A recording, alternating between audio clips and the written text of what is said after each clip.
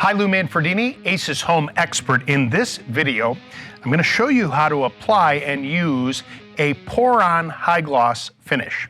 Now, when you look at this, you're probably thinking, I'm looking for a clear epoxy. Now, in theory, epoxy kind of looks the same. This is a different product, but it's very, very easy to use. Now, it's a two-part finish, meaning that it comes with two separate bottles that you can mix depending on how much you need to use. So you need to make sure that you mix equal parts of each in a container.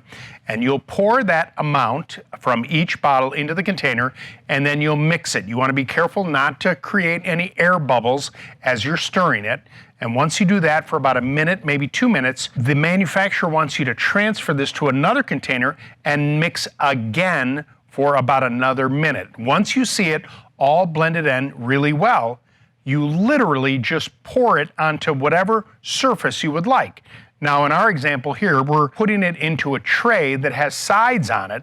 And the whole idea is when we're done, it's going to be this self-leveling, clear, high gloss finish. As a matter of fact, when you do this, it has the equivalence of about 60 layers of a high gloss finish if you were going to brush it on. But the beauty part of it is it's thick, it's heat resistant, alcohol resistant, and really easy to keep clean. After you pour the finish on there, you'll notice air bubbles that came from the mixing. A couple ways to remove those bubbles is you can just try exhaling or blowing on there, or if you use a propane torch like this gently across the top, watch how it gets rid of those bubbles.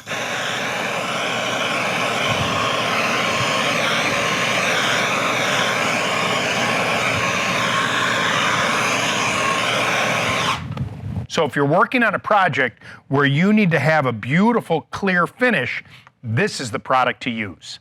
Coming up next, are you looking to refinish some wood? Want to use linseed oil? That video's coming up.